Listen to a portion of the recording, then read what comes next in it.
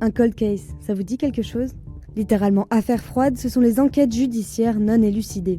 En France, ces dossiers englobent une variété de crimes, des meurtres, des disparitions, des agressions, qui restent en suspens faute de pistes exploitables. Si les dossiers sont parfois classés sans suite, ils restent ouverts, prêts à être réactivés. Il suffit d'une nouvelle piste pour tout relancer. Ce terme vous est peut-être familier grâce à la série américaine Cold Case, affaire classée. Diffusé dans les années 2000, chaque épisode racontait la résolution d'une affaire grâce à des indices oubliés ou des témoignages tardifs. Eh bien en France, un pôle s'occupe de ces cas. C'est le pôle judiciaire des affaires non élucidées à Nanterre. Unique en son genre, il a été créé en 2022.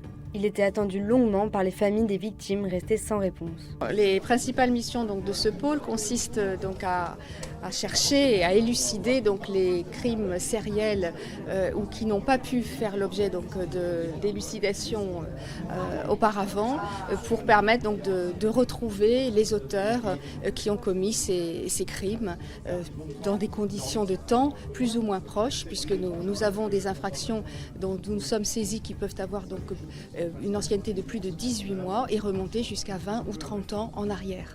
En mars 2024, 2 ans après la création du pôle, Benjamin Deparis, président du tribunal judiciaire de Nanterre, chiffrait à 385 le nombre d'affaires étudiées par le parquet, qui travaille de manière effective sur un peu plus de 100 dossiers. Et pour mobiliser de nouveau sur ces affaires, ce pôle innove. Depuis avril, des vidéos d'appel à témoins sont diffusées sur les réseaux sociaux, mettant en scène les lieux des faits et les portraits robots des principaux suspects. L'objectif, réveiller des souvenirs enfouis et obtenir des informations clés. Sur le même ton, l'émission Appel à témoins invite des familles de victimes à partager leur histoire en plateau. Aux côtés d'enquêteurs, de procureurs et d'avocats, elle lance des appels à témoins en direct.